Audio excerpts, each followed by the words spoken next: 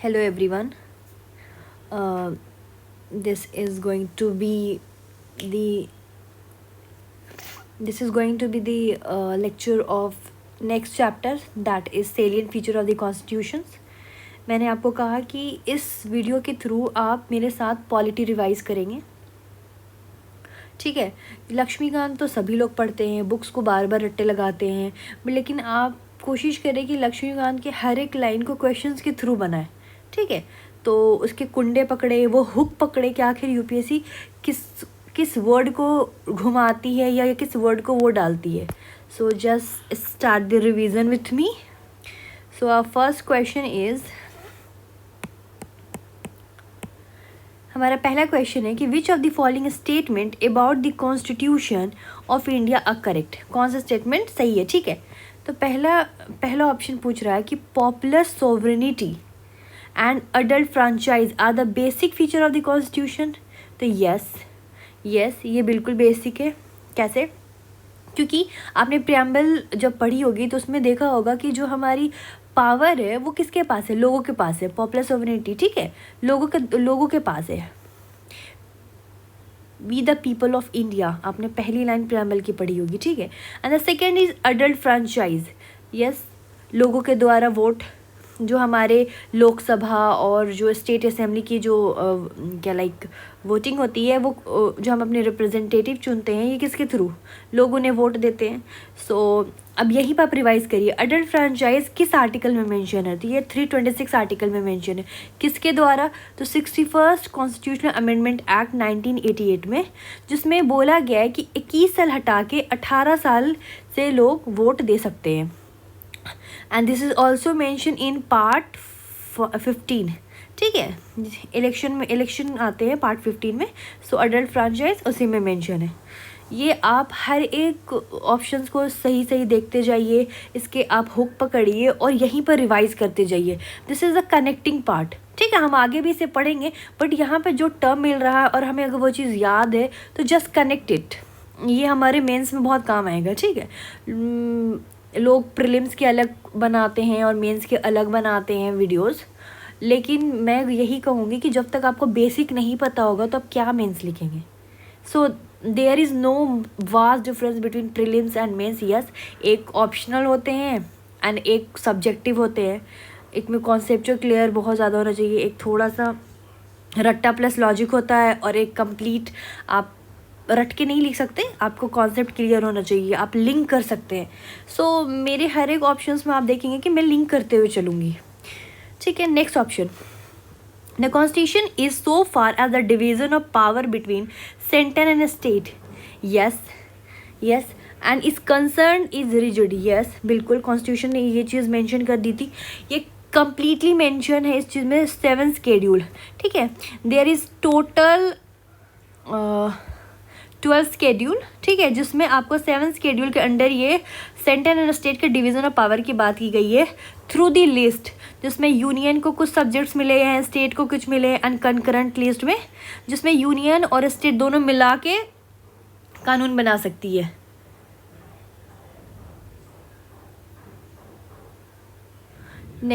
Next option is the constitution recognize the interdependence of civil and economic right. Yes, बिल्कुल, constitution ने ये fundamental rights और हमारा DPSP ये दोनों को mention किया है, ठीक है। ये दोनों complementary है। Next, the constitution mention direct control by the people. नहीं, yes, popular sovereignty ज़रूर है, लेकिन रेफरेंडम, उनका डिसीजन, इनिशिएटिव, रिकॉल, ये हमारे कॉन्स्टिट्यूशन में मेंशन नहीं है। यस, हमारी डेमोक्रेसी ज़रूर है, ठीक है, हमारे रिप्रेजेंटेटिव लोगों के द्वारा ज़रूर चुने जाते हैं, but we follow the representative democracy, not a direct democracy. ये बहुत इंपॉर्टेंट कुंडा है, ठीक है। आप शायद इस ऑप्शन को देख के ये सोचेंगे कि हाँ, हमारे कॉन्स्टिट्यूशन में तो ये होगा, हम पीपल के द्वारा कंट्रोल करते हैं। नहीं, we are following representative democracy. So 4 गलत है। जब 4 गलत है तो आप ये ऑप्शंस को कट कर दीजिए, ये ऑप्शन को कट कर दीजिए, ठीक है। तो 1 2 3 this is going to be right, ठीक है। Next question, consider the following statement related to the secularism in India. Secularism किसकी बात की? इंडिया की। इट इंटेल, ये बात करता है कि क्या स्ट्रिक्ट सेपरेशन है रिलीजन की पॉलिटिक्स से? तो नहीं, बिल्कुल नहीं। ये यूएसए में एंड फ्रांस वगैरह में ये चीज़ मेंशन है, ना कि इंडिया में। आपने हमारे देखा होगा कि हमारी जो इंडियन पॉलिटिक्स है वो कहीं ना कहीं रिलीजन में इंटरवीन करती है, ठीक है, ज़रूरी भी है, क्योंकि हम बहुत यूनिटी विद अ डाइवर्सिटी, इतनी डाइवर्स, इतना रिलीजन है कि हमेशा आप न्यूज़ में पढ़ेंगे कि कोई ना कोई मुद्दा खड़ा है। तो जब तक पॉलिटिशियंस नहीं इसमें इंटरवीन करेंगे तो फिर कुछ भला भी नहीं हो सकता। So this is going to be a positive negative both, but positive देखते हैं फिलहाल। पॉजिटिव क्या, जैसे आप एग्जांपल ले सकते हैं जो ट्रिपल तलाक है, अगर सरकार नहीं इसमें इंटरवीन करती तो जस्टिस नहीं मिलता। टेम्पल मूवमेंट, ठीक है, सरकार इसमें भी इंटरफेयर करती है, ठीक है, तो ये सही के लिए करती है। सेकंड, तो ये आप इसे रॉन्ग बोलेंगे। Next, it ban parties with religious affiliation from contesting election. नहीं, ये पार्टीज़ को बिल्कुल बैन नहीं करती है। अब ये सब बहुत ही लॉजिकल बात है, बिल्कुल बैन नहीं करती है। आप इसका एक एग्जांपल देख सकते हैं, जो अकाली दल वाले हैं इन्हें भी इजाज़त है। ऑल इंडिया मजलिस इत्तेहादुल मुस्लिमीन, इन्हें भी अलाउड है। So this is wrong option. India जो हमारी फॉलो करती है, आप मेंस में ये टर्म लिख सकते हैं, प्रिंसिपल डिस्टेंस। हमें जहाँ ज़रूरत होगा हम घुसेंगे। The third option is it grant religious liberty to all communities. Yes, हम अपने आर्टिकल 25, 28 में देखा फंडामेंटल राइट में कि yes, freedom of religion. It except the community personal laws. Yes, Hindu के अलग लॉज, मुस्लिम के अलग लॉज, ये सबको हमारी इंडियन पॉलिटिक्स जो है, जो हमारे इंडिया की सेक्युलरिज्म है, इस चीज़ को प्रमोट करती है। So our option is going to be 3 and 4। पहला गलत है तो ये भी गलत हो जाएगा, फर्स्ट ये भी गलत हो जाएगा, ये भी गलत हो जाएगा। सो the answer will B 3 and 4। Next question is which one is following schedule of the constitution of India incorporate salaries. ठीक है, टोटल कितना शेड्यूल है हमारे पास? तो टोटल हमारे पास, आपको मैंने बताया 12 शेड्यूल है। मैं आगे बताऊंगी इनको डिटेल में। फिलहाल क्वेश्चन में दिए पूछ रहा है कि कौन से शेड्यूल में सैलरीज मेंशन है and the allowance of the member of parliament, chairman, deputy chairman, Rajya Sabha speaker, deputy speaker, ठीक, इनमें से कौन से? तो टोटल 12 है। ठीक है, तो फिफ्थ शेड्यूल बात क्या करती है, मैं आपको यहीं पे क्लियर करती हूँ। 1 2 3 4, ठीक है। 1 बात करता है आपको टेरिटरी को लेकर, 1 बात करता है टेरिटरी को लेकर। सेकंड में आती है इमोल्यूमेंट और सैलरी। ये सैलरी किस किस के लिए है? ये सैलरी आप याद रखना, हमारे दादाजी प्रेसिडेंट, ये मैं याद करने के लिए कह रही हूँ, आप सच में दादाजी नहीं मान लेना। सेकेंड इज छोटे दादाजी गवर्नर स्टेट लेवल पे। स्पीकर, जब स्पीकर को मिलेगा तो इसके छोटे भाई को भी मिलेगा, डिप्टी स्पीकर। उसके बाद अब आते हैं चेयरमैन, चेयरमैन को मिलेगा तो इनके भी छोटे भाई को मिलेगा। सॉरी, इनके तो कोई भाई नहीं होते। दूसरे हैं आपको state legislative council, state legislative council के चेयरमैन जो हो गए उन्हें मिलेगा। आप स्टेट लेजिस्लेटिव असेंबली के जो स्पीकर हैं और उनके डिप्टी स्पीकर हैं, ठीक है, उन्हें मिलेगा। जज हो गए, जज, यस, जज को मिलेगा, चाहे वो हाई कोर्ट के हों या सुप्रीम कोर्ट के हों, ठीक है। और कैग, ठीक है, इन सब को सैलरी किस में मेंशन है? शेड्यूल 2 में मेंशन है, ठीक है।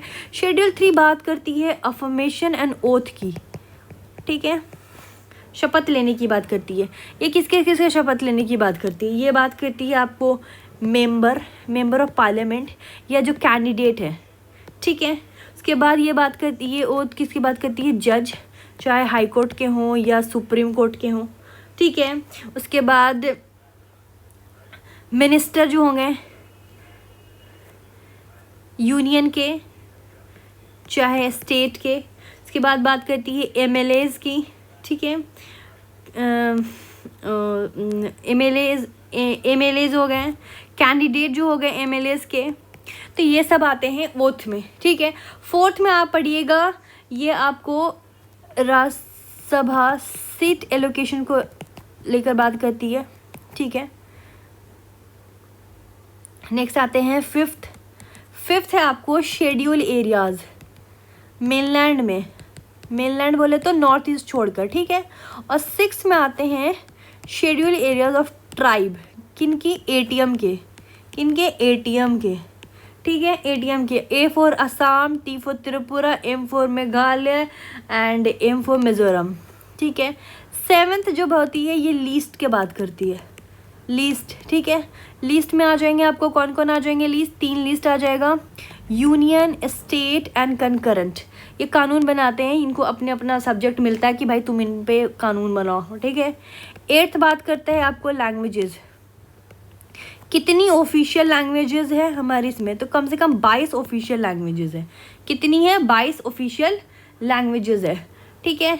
9th बात करता है, 9 इज़ वेरी इंपॉर्टेंट, हम आगे पढ़ेंगे, ये लैंड रिफॉर्म से रिलेटेड है, we will see this 9 very important. 10th है एंटी डिफेक्शन लॉ, 10th है एंटी डिफेक्शन लॉ, जो मंत्री अपना गलत काम करेगा उन्हें निकाल फेंको।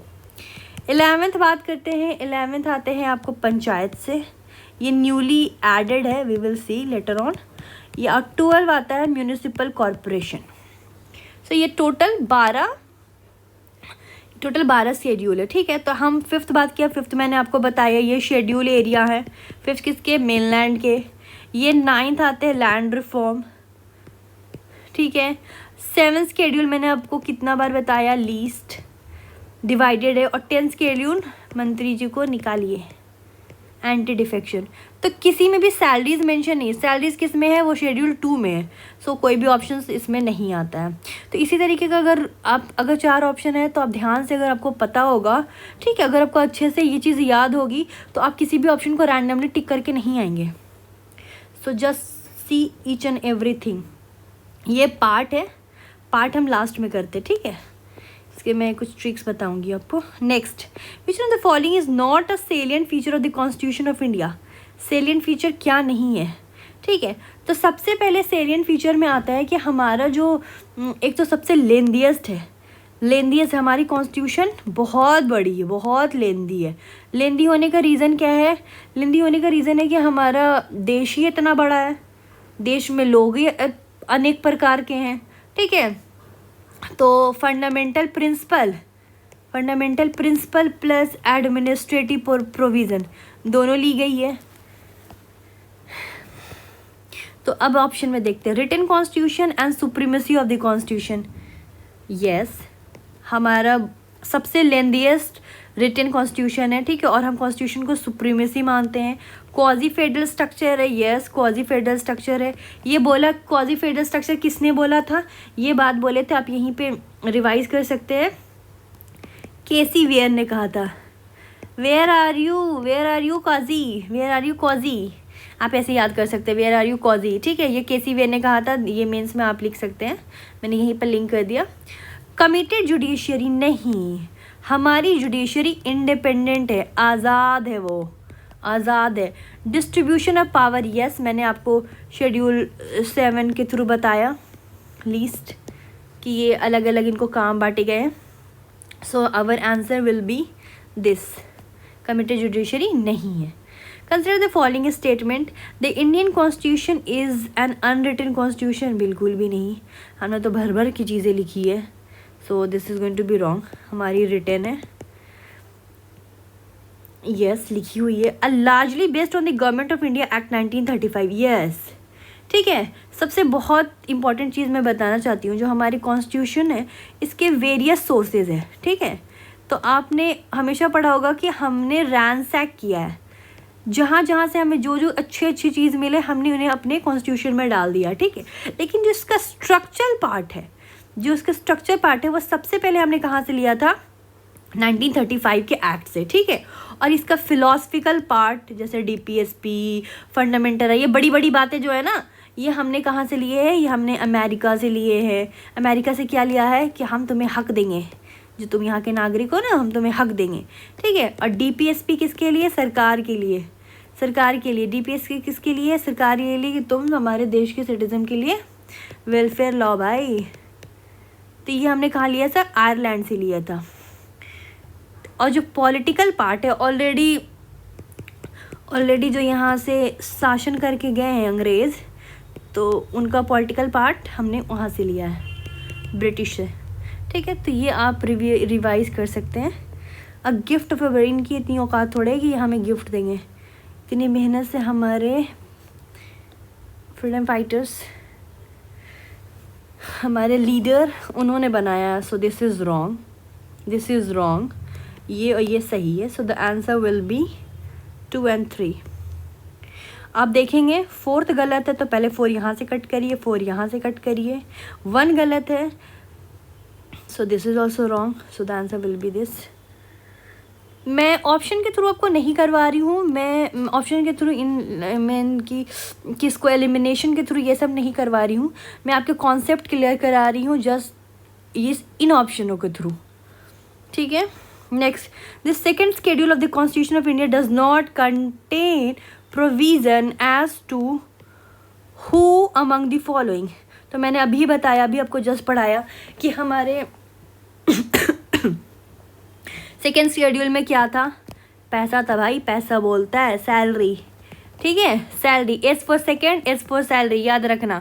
सबसे पहले तो दादाजी को मिलेगी सैलरी, प्रेसिडेंट जी, ठीक है। Speaker of the house of the people, yes, चाहे वो लोकसभा के हों या ठीक है, या वो स्टेट लेजिस्लेटिव असेंबली के हैं, उन्हें भी मिलेगी।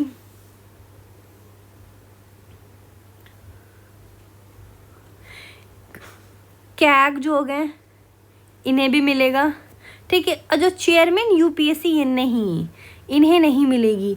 इन्हें मिलती है आपको कॉन्सोलिडेटेड फंड ऑफ इंडिया से, जहाँ सारे पैसे रहते हैं। ये आर्टिकल 322 में मेंशन है। सो मैं ये याद करा रही हूँ, ठीक है। Next question is provision in the constitution of India. India में क्या, हमारे कॉन्स्टिट्यूशन में क्या क्या प्रोविज़न दी गई और कहाँ से लिया? मैंने बताया ना, हमने वेरियस सोर्सेज से उठाया। तो सबसे पहले बात करते हैं, आप इधर छोड़िए, इधर बात करते हैं। यहाँ से रिवाइज करती हूँ। जर्मनी से क्या उठाया हमने? जर्मनी से हमने उठाया सबसे पहले हिटलर जी की इमरजेंसी, ठीक है। फिर ये इनके फंडामेंटल, जर्मनी के फंडामेंटल राइट से हमने ये इमरजेंसी लिया था, ठीक है। नेक्स्ट आते हैं United state of America. America ने हमें फंडामेंटल राइट दिया, ठीक है। अमेरिका ने कहा कि आप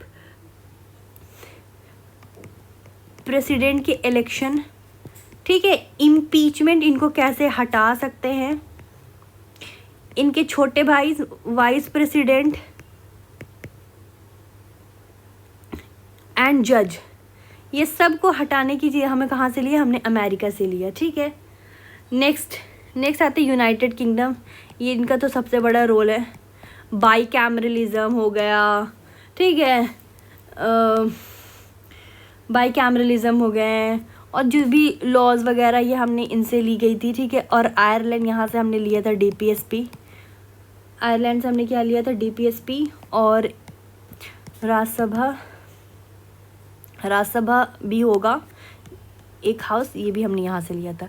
सो हम यहाँ से बात करते हैं। इमरजेंसी कहाँ से हमने ली थी? जर्मनी से ली थी। फंडामेंटल राइट्स कहाँ से लिया था हमने अमेरिका से लिया था, ठीक है। पार्लियामेंट्री सिस्टम कहाँ से लिए थे? हमने ब्रिटिश से। DPSP कहाँ से लिया था? हमने ईरिश से लिया था, ठीक है। ये आप ऑप्शन में देख लेना। Next, not correctly match. क्या करेक्टली मैच? मैंने शेड्यूल आपको अभी पढ़ाया। लैंग्वेज किस शेड्यूल में थी? याद करें, लैंग्वेज थी हमारी इस शेड्यूल में, yes. The form of oath and affirmation, लोग लेते हैं ना, जो बोलूँगा सच बोलूँगा, सच के सिवा कुछ नहीं बोलूँगा, ठीक है। तो ये ओथ किस में आती है? इसमें ये आती है 3rd शेड्यूल में। सेकंड में मैंने बोला था ना, सेकंड फॉर सैलरी, ठीक है। तो ये गलत हो गए। Allocation of seat in the council of state, ये मैंने बताया आपको 4th में है, ठीक है। प्रोविज़न टू डिस्क्वालिफिकेशन, मंत्री ज़्यादा चू चपट करें तो इन्हें हटाया जाए। यस, 10th शेड्यूल में है। This is also right, so the answer will be this. Next, the following statement with reference to the secularism in India. ठीक है, secularism mean that state has no recognised religion. Yes, हमारे देश में already इतना religion है कि हमारी सरकार कोई भी एक रिलीजन को नहीं बोल सकती कि भाई ये हमारा धर्म है। ये सबको इक्वली ट्रीट करती है, आपने देखा ही होगा। ये सब, चाहे हिंदू, मुस्लिम, सिख, क्रिश्चियन, ये सब को इक्वली ट्रीट करती है। Secularism mean the state regulate the relation of man with God. ऐसा कुछ नहीं है। सो द आंसर इज 1 and 2। इसका आंसर देखती हूँ, 10th का आंसर क्या है। Yes, I am right. Next question is, no content with merely laying down the fundamental principle of governance. The framer of Indian Constitution followed the Government of India Act 19. Yes. Providing the matter of administrative detail. Yes. हमने देखा होगा कि हमारे constitution में बहुत ही बारीक छोटी एक एक बात लिखी गई है कि इस आर्टिकल में क्या है, किसको क्या होना चाहिए, किस चीज़ के लिए क्या कानून है। इतनी छोटी चीज़ मेंशन की गई है। ठीक है, एडमिनिस्ट्रेटिव डिटेल बहुत ही बारीकी लिखी गई है। इसके पीछे का रीज़न बताओगी। ठीक है, तो हमने गवर्नमेंट ऑफ इंडिया एक्ट 1919 से क्या शुरू किया था, लिया था हमने डायरकी जो थी वो सबसे पहले आई थी गवर्नमेंट ऑफ इंडिया एक्ट 1919 में। ठीक है, जिसमें प्रोविंसेस पे डायरकी आई थी। डायरकी क्या होती है, जिसमें जो सब्जेक्ट होते हैं ना वो ट्रांसफर्ड होते हैं नीचे एंड ऊपर, सेंटर एंड प्रोविंसेस पे। ठीक है, the framer of Indian constitution had the apprehension that in the prevailing condition of the country at that time the constitution might be subverted unless the form of administration was not included. Yes, ठीक है, तो हमारे जो framer, ये कहना क्या चाह रहा है कि कॉन्स्टिट्यूशन माइट भी, जो हमारे फ्रेमर थे उन्हें ऐसा लग रहा था कि एक तो हमारा देश सबसे पहले आज़ाद हो रहा, गरीबी बहुत है, इलिटरेसी बहुत है, अगर छोटे चीज़ हम नहीं मेंशन करेंगे तो ये जो हम इतना मेहनत से बनाया ना ये सब फेल हो जाएगा, ये सारे कॉन्सेप्ट फेल हो जाएंगे। तो दिस इज़ ऑल्सो राइट। ठीक है, तो answer will be this. Which of the following is correctly describe the 7th schedule of the constitution. 7th schedule मैंने बताया था, ये है लीज की distribution in union and state. ठीक है, लैंग्वेज किस में थी, 8। Provision regarding the administration of tribal areas. ठीक है, ये है आपको 5th, administration of tribal areas. So this will be on schedule areas and tribal areas. 5th, deal with the salaries as for 2। Next, the salient feature of Indian Constitution provided for, ठीक है, the single citizen for the whole of India। yes भाई, हम देश के नागरिक हैं। ठीक है, salient feature ये बोलता है yes, the strictly federal form of government। नहीं, strictly नहीं है हमारा, याद रखना, हमारा क्या है, क्वाजी फेडरल है। क्वाजी फेडरल क्या कहता है कि फेडरल दिखते हैं हम ज़रूर, लेकिन हमारे बॉस कौन है, centre. We have an strong centre, हमारी क्या है, स्ट्रॉन्ग सेंटर है। ठीक है, और मैंने बताया कि कॉजी किसने बोला था, केसी वेयर ने बोला था, वेयर आर यू। ठीक है, वेयर इज द काजी। ठीक है, स्ट्रिक्ट फेडरल किसका है, यूएसए का है। क्यों, क्योंकि यूएसए और जो उसके बाकी स्टेट है ना, ये सब इंडिपेंडेंट है, ये एक दूसरे के नहीं घुस सकते, पर हमारी सरकार जब चाहे घुस सकती है। Unique blend of rigidity and flexibility. Yes, ठीक है, सो द आंसर इज 2 किस्में हैं, हम तो नहीं होगा, तो the answer is 3rd। Next, last question. 9th schedule मैंने बोला लैंड रिफॉर्म से रिलेटेड है, तो regarding the land reform legislation. 10th schedule किससे है, डिस्क्वालीफाई एमपी को हटा दो भाई। 11th शेड्यूल मैंने आपको बताया था, 11th शेड्यूल किससे है, पंचायती राज से। और 6th शेड्यूल बात करता है आपको ट्राइबल एरिया से। यहाँ पर 6 हो गया। ठीक है, एटीएम याद करना, ये सब के लिए नहीं है, सिर्फ एटीएम के लिए ये 6 digit is for the ATM. अब आपको बात करती हूँ मैं, पार्ट पढ़ाती हूँ लास्ट।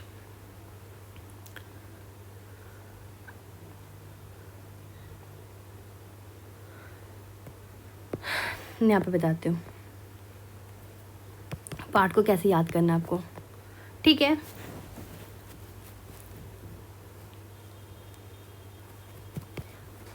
One two three 4 5 6 7 8 9 10 11 12 13 14 15